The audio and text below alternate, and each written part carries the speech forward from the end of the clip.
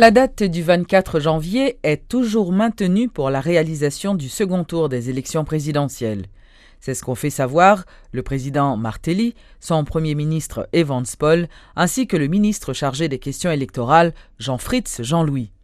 Ces hauts responsables de l'État, invités à la rubrique Le Point, ont indiqué que toutes les dispositions ont été prises par le gouvernement afin de faciliter le déroulement de ces joutes. Le Premier ministre Evans Paul a affirmé que le gouvernement veut trouver un consensus avant la tenue des prochaines élections.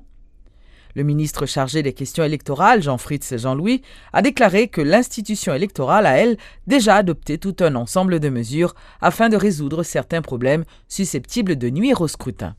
Élection 24 janvier, CEP a confirmé que nous avons un président élu connu d'ici le 30 au 31 janvier, ou un président élu, même s'il y a contestation. Ouais. Pas bien 30 candidats, c'est un candidat qui a contesté l'autre, donc il a fait non-délai, ça a fait diminuer le délai, en sorte que le 7 février, le président élu a prêté serment. Ça veut dire si l'élection fait 24, mais non, éventuellement, que tu vas réussir 24 là. Ça n'a pas qu'à prendre décision pour contre moi. Non, c'est ça me dit. Donc si vous avez une proposition claire sur le table là, ou prêt, pour quelques jours encore après 7 février. On a essayé depuis avant le 27 décembre. C'est ça qui te permet que nous te renvoyer le 27 décembre. Je dis à où est côté nous. Et je ne peux pas dire que nous avançons en pile parce que je ne peux pas dire qu'il y a une mauvaise foi. Chaque fois où venons un point, je viens à un autre point. Où j'ai l'impression que l'idée c'est d'arriver au 7 février pour que une situation confuse, pour ne pas qu'on ça n'a fait à payer. Je dis à l'État, même si nous avons dit, bon, le 24 là, on regarde. Mais pour nous regarder, faut. Si je saute sur ça, il faut me dire que je saute ça. Si le président me dit population, nous allons faire le 24 encore. Et puis, ou même comme journaliste, vous dites, quel est le fait, je ne sais pas. Mais si on proposition vient, il m'a dit pour aller dans le temps électoral, c'est-à-dire le 14 mai, est-ce qu'on est prêt pour accueillir s'il bien élaboré? Proposition qui est bien élaborée, qui dit mais qu'il y a l'élection à fait, mais pour qui ça ne pas le 24 là, etc.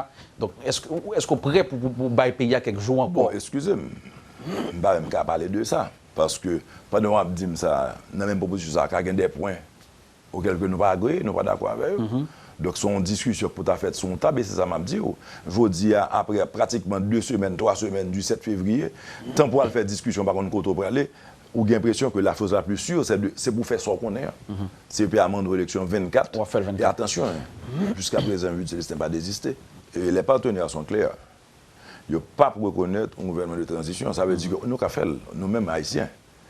Mais équivalent à un embargo. Parce que d'après, ça me tendait moi-même, de la part de paysans mieux, investisseurs plus favorables à stabilité.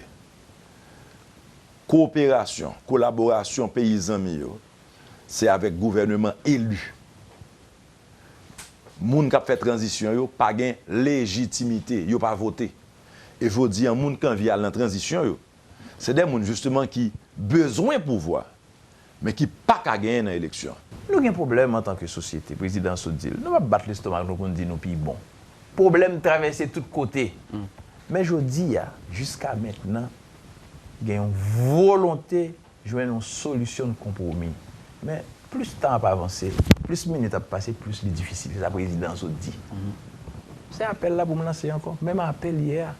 Pour tout le monde comprendre, tout le monde qui a fait effort et profiter saluer, le monde dans la société civile là, qui n'a même pas aucun intérêt politique, qui va être temps violent, nuit, cap travail, etc. Le pays a besoin d'une meilleure image. Une image d'élection compétitive, une image d'élection acceptable, une image tout de respect de la volonté exprimée par la majorité du peuple haïtien. Pour nous prendre action qui est bon pour le pays, pas dans le calcul mesquin du court terme, mais sur le long terme, pour la stabilité, pour le progrès et pour garantir un meilleur avenir pour notre génération qui vient. Voilà. Alors là, je dis, le pays a en face responsabilité en tant que pays. Il pourra dépendre du comportement de chaque acteur pour nous prendre plus bon route là, ça qui est bon pour tout Haïtien. Mais nous sommes toujours déterminés pour nous faire effort de rassemblement, de consensus là, parce que nous conscients rôle n'a joué, son rôle éphémère, bataille n'a mené, son bataille fondamental pour la postérité. Nous sommes capables de dire plus fort parti politique, ou bien presque tout parti politique qui est impliqué dans la journée 24 janvier a gagné temps récupérer le mandat. Techniquement, tout est prêt du côté du conseil électoral. Il y a même pas pour faire politique, il y a pour faire technique, il y a pour faire administration. Techniquement et administrativement, tout est prêt. Dans le moment où on a parlé à la ou gagné des missions qui sont tout le pays à net, ou gagné des opérations de logistique qui démarrent depuis mardi sur tout le pays pour approcher les matériels non sensibles et matériels sensibles, météo plus près dans le département. Nous avons des missions qui sont faites sur cause de sécurité depuis hier matin, nous avons des déploiements qui sont faits sur tout le pays à net. Jeudi, nous avons un matériel sensible pendant que je parle avec vous là, qui est en mouvement, qui a rapproché vers communes pour nous capables beaucoup plus près pour capable même commencer à arriver dans le centre de vote à partir de demain. C'est-à-dire toute bagaille technique est prêt et tout est prêt pour le 24. La commission présidentielle chargée de mettre sur pied l'avant-projet du nouveau code pénal a présenté à la presse le résultat de son travail ce jeudi à l'hôtel Marriott. Ce document doit répondre aux défis de la modernité en matière de procédure pénale. Cet avant-projet tient compte notamment de la loi pénale, des principes généraux de l'application des lois pénales dans l'espace et dans le temps et des dispositions légales. Il sera bientôt remis à l'exécutif pour suite nécessaire. Écoutons Maître Jean-Joseph Exumé et Maître William Alphonse, respectivement président et membre de cette commission. Il y a un élément, par exemple, important qui est venu dans le code pénal, c'est la responsabilité morale, la responsabilité pénale des personnes morales, qu'on n'avait pas avant. Alors, pour mettre en pratique, pour appliquer ces nouvelles infractions, il y a des nouveaux outils aussi que le code a créés. Et, par exemple, il y a l'échelle des peines. L'échelle des peines, il y a un maximum et il y a un minimum de chaque peine. Que ce soit une peine d'emprisonnement ou bien une peine d'amende, il y a un minimum et un maximum. Et nous avons une série de peines alternatives à l'emprisonnement, que sont par exemple le sursis simple ou bien le sursis avec mise à l'épreuve, le sursis avec l'obligation d'accomplir un travail d'intérêt général, le placement sous surveillance électronique, le suivi socio-judiciaire, etc. Donc lorsque le juge condamne, il est obligé de justifier, de motiver la condamnation.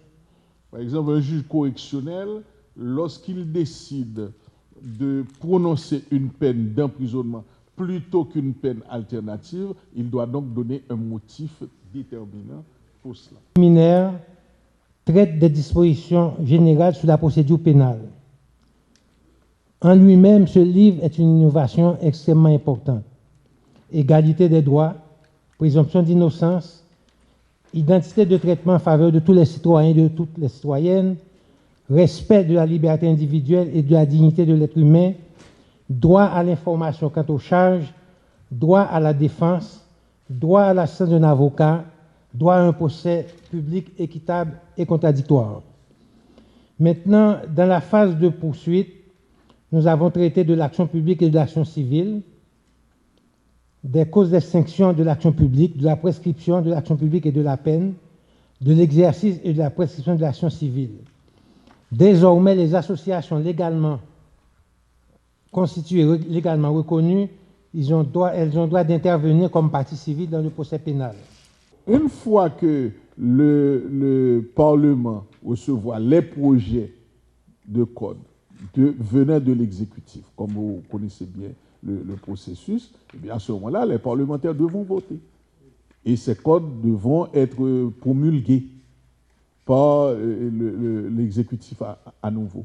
Donc nous en sommes maintenant à la phase où nous terminons le travail de réécriture à partir des observations que nous avons reçues, à partir des critiques que nous avons reçues. Donc tout cela va être pris en compte, a été pris en compte déjà pour le code pénal et nous sommes en train de le faire pour le code de procédure pénale, de façon à ce que nous ayons un texte final, entre guillemets bien entendu, que nous allons remettre à l'exécutif.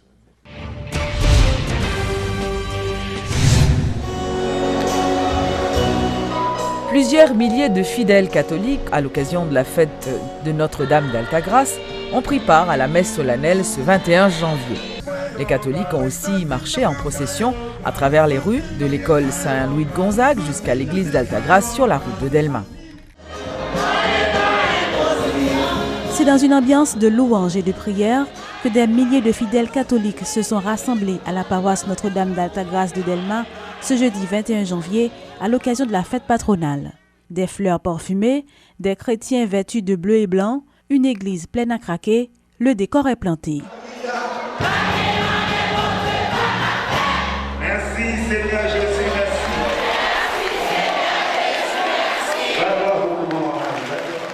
Pour cette première messe solennelle de la journée, le consistoire est présidé par Monseigneur Théodule Daumont à titre de célébrant principal. Dans son homélie de circonstance, l'évêque a fait un survol de la situation difficile du pays, tant sur le plan social qu'économique ou politique. Le prélat a imploré la grâce de Notre-Dame, qui est réputée pour être à l'origine de nombreux miracles. Un message capté par de nombreux fidèles venus demander l'intercession de la Vierge Marie auprès de son Fils Jésus. Heureux et enthousiastes, des chrétiens interrogés ont expliqué que leur présence à cette célébration était une obligation.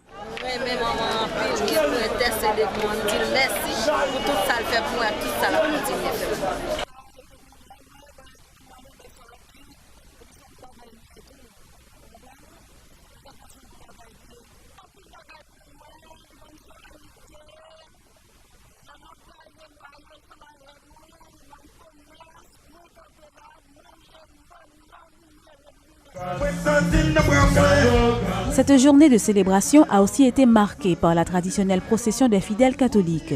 Partie de l'école Saint-Louis de Gonzague de Delma 33, la marche a abouti devant l'église Altagrace où une dernière messe a été chantée. Des milliers de pèlerins étaient présents tant à l'intérieur de l'église qu'au dehors sur la rue, ce qui a perturbé fortement la circulation.